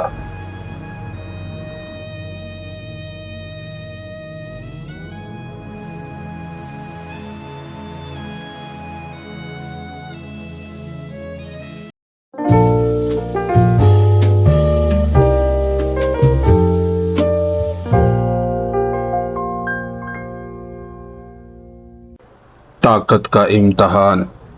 کھیل خوب تھا، کاش تم بھی وہاں موجود ہوتے۔ مجھے کل کچھ ضروری کام تھا، مگر اس کھیل میں کون سی چیز ایسی قابل دید تھی جس کی تم اتنی تعریف کر رہے ہو؟ ایک صاحب نے چند جسمانی ورزشوں کے کرتب دکھلائے کہ ہوش گم ہو گیا۔ مثلاً کلائی پر 1 انچ موٹی آہنی سوراخ کو خم کر دینا، یہ آج کل بچے بھی کر سکتے ہیں۔ چھاتی پر چکی کا پتھر رکھوا کر آہنی ہتھوڑوں سے پاش کرانا، میں نے ایسے 20 شخص دیکھے ہیں، مگر وہ وزن جو اس نے 2 ہاتھوں سے اٹھا کر ایک تنکے کی طرح پرے پھینک دیا، کسی اور شخص کے بس کی بات نہیں، یہ تمہیں بھی ماننا پڑے گا۔ بھلے آدمی، یہ کون سا اہم کام ہے؟ وزن کتنا تھا آخر؟ کوئی 4 من کے قریب ہوگا۔ کیوں؟ اتنا وزن تو شہر کا فاقہ زدہ مزدور گھنٹوں پشت پر اٹھائے رہتا ہے۔ بالکل غلط۔ وہ کیوں؟ غلیظ ٹکڑوں پر پلے ہوئے مزدور میں اتنی قوت نہیں ہو سکتی۔ طاقت کے لیے اچھی غذا کا ہونا لازم ہے۔ شہر کا مزدور، کیسی باتیں کر رہے ہو؟ غذا والے معاملے کے متعلق میں تم سے متفق ہوں، مگر حقیقت یہ ہے یہاں ایسے بتیرے مزدور ہیں جو 2 پیسے کی خاطر 4 من بلکہ اس سے کچھ زیادہ وزن اٹھا کر تمہارے گھر کی دوسری منزل پر چھوڑ آ سکتے ہیں۔ کہو تو اسے ثابت کر دوں۔ یہ گفتگو 2 نوجوان طلباء میں ہو رہی تھی جو ایک پرتکلف کمرے کی گدی دار کرسیوں پر بیٹھے سگریٹ کا دھواں اڑا رہے تھے۔ میں اسے ہرگز نہیں مان سکتا، اور باور آئے بھی کس طرح؟ قاسم چوب فروش کے مزدور ہی کو لو، کم بخت سے 1 من لکڑیاں بھی تو اٹھائی نہیں جاتی، ہزاروں میں ایک ایسا طاقتور ہو تو کوئی اچنبھا نہیں ہے۔ چھوڑو یار اس قصے کو، بھاڑ میں جائیں یہ سب مزدور اور چولہے میں جائے ان کی طاقت۔ سناؤ، آج تاش کی بازی لگ رہی ہے؟ تاش کی بازیاں تو لگتی ہی رہیں گی، پہلے اس بحث کا فیصلہ ہو جانا چاہیے۔ سامنے والی دیوار پر آویزاں کلاک ہر روز اسی قسم کی لایعنی گفتگوؤں سے تنگ آ کر برابر اپنی ٹک ٹک کیے جا رہا تھا۔ سگریٹ کا دھواں ان کے منہ سے آزاد ہو کر بڑی بے پرواہی سے چکر لگاتا ہوا کھڑکی کے راستے باہر نکل رہا تھا۔ دیواروں پر لٹکی ہوئی تصاویر کے چہروں پر بے فکری و بے اعتنائی کی جھلکیاں نظر آتی تھیں۔ کمرے کا فرنیچر سالہ سال سے ایک ہی جگہ پر جمع ہوا کسی تغیر سے نا امید ہو کر بے حس پڑا سوتا تھا۔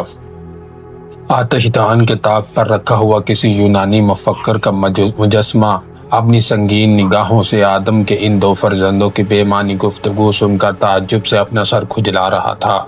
کمرے کی فضا ان بھدی اور فضول باتوں سے کثیف ہو رہی تھی۔ تھوڑی دیر تک دونوں دوست تاش کی مختلف کھیلوں، برج کے اصولوں اور روپیہ جیتنے کے طریقوں پر اظہار خیال کرتے رہے۔ دفعتاً ان میں وہ جسے مزدور کی طاقت کے متعلق پورا یقین تھا اپنے دوست سے مخاطب ہوا۔ باہر بازار میں لوہے کا جو گارڈر پڑا ہے وہ تمہارے خیال میں کتنا وزن رکھتا ہوگا؟ پھر وہی بحث، تم بتاؤ تو صحیح۔ 5-6 من کے قریب ہوگا۔ یہ وزن تو تمہاری نظر میں کافی ہے نا؟ یعنی تمہارا یہ مطلب ہے کہ لوہے کی یہ بھاری بھرکم لاٹ تمہارا مزدور پہلوان اٹھائے گا؟ گدھے والی گاڑی ضرور ہوگی اس کے ساتھ۔ یہاں کے مزدور بھی گدھوں سے کیا کم ہیں؟ گیہوں کی 2-3 بوریاں اٹھانا تو ان کے نزدیک معمولی کام ہے، مگر تمہیں کیا پتا ہو سکتا ہے؟ کہو تو تمہارے کل والے کھیل سے کہیں حیرت انگیز اور بہت سستے داموں ایک نیا تماشا دکھاؤں۔ اگر تمہارا مزدور لوہے کا وہ وزنی ٹکڑا اٹھائے گا تو میں تیار ہوں، تمہاری آنکھوں کے سامنے اور بغیر کسی چالاکی کے۔ دونوں دوست اپنے اپنے سگریٹ کی گردن خاکدان میں دبا کر اٹھے اور باہر بازار کی طرف مزدور کی طاقت کا امتحان کرنے چل دیے۔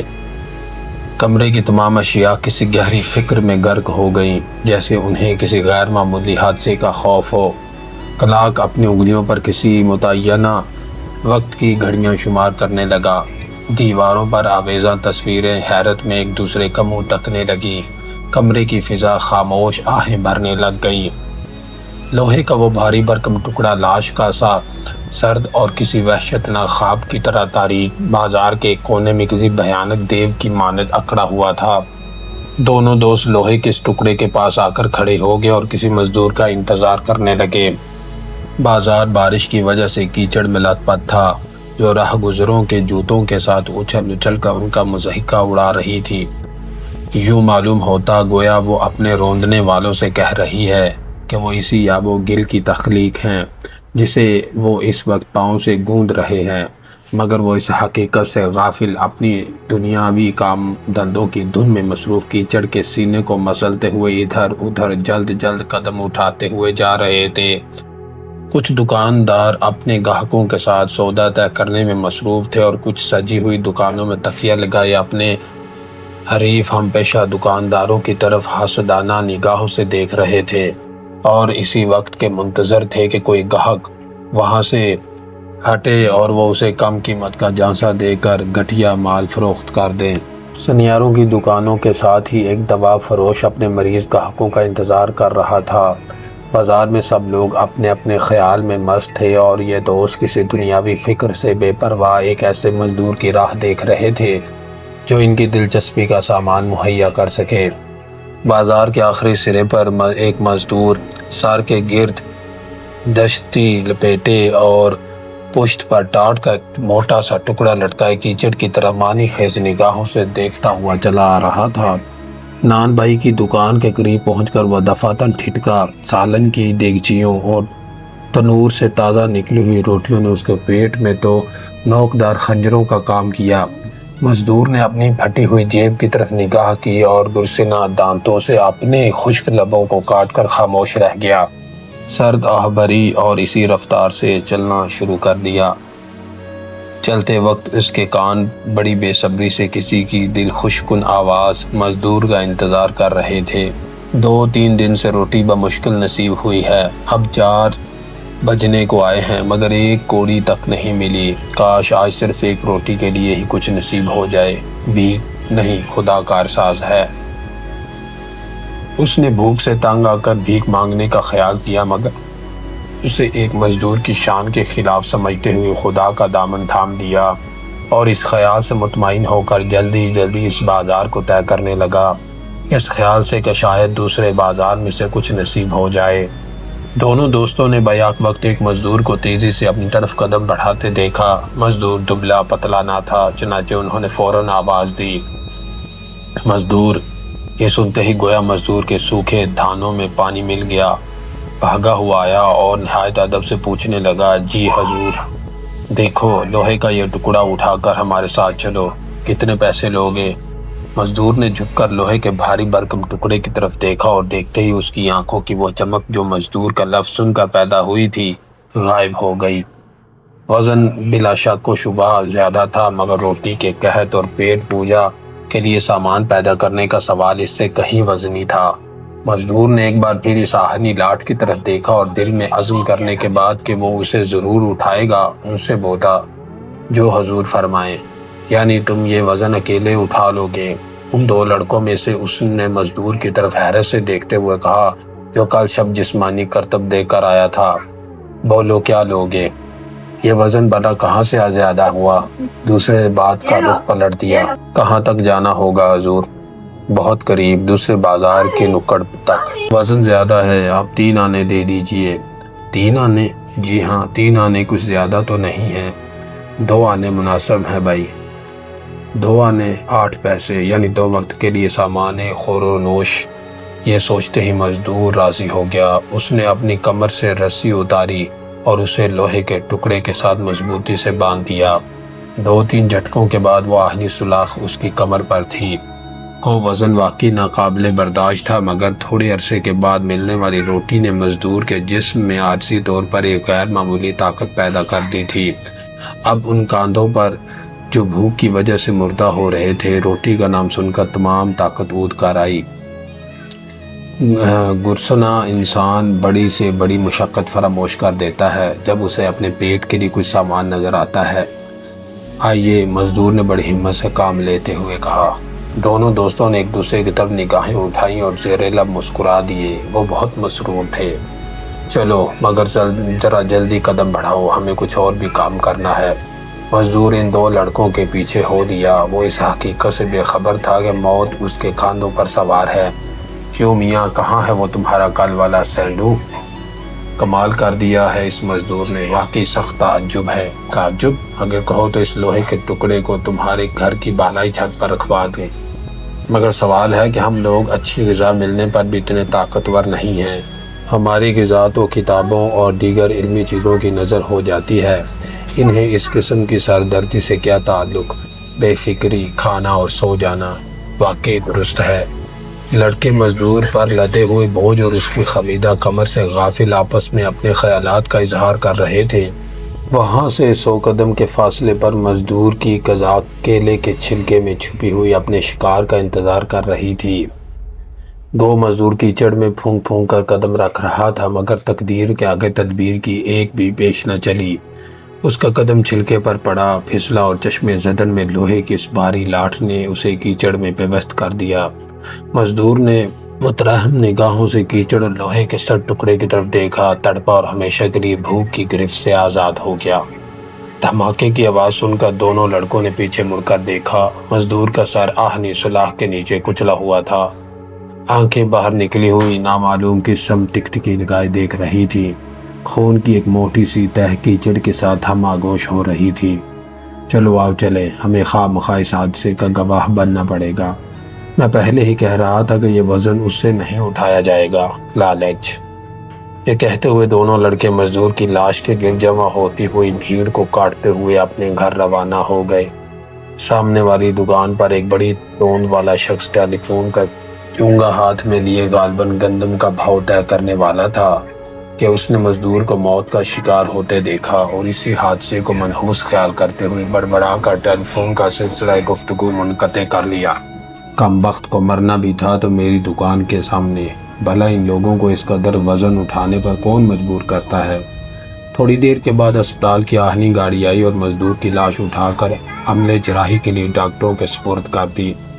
دھندلے آسمان پر ابر کے ایک ٹکڑے نے مزدور کے خون کو کیچڑ میں ملتے ہوئے دیکھا۔ اس کی آنکھوں میں آنسو چھلک پڑے۔ ان آنسوؤں نے سڑک کے سینے پر اس خون کے دھبوں کو دھو دیا۔ آہنی لاٹھ ابھی تک بازار کے کنارے پڑی ہوئی ہے۔ مزدور کے خون کا صرف ایک قطرہ باقی ہے، جو دیوار کے ساتھ چمٹا ہوا نامعلوم کس چیز کا اپنی خونی آنکھوں سے انتظار کر رہا ہے۔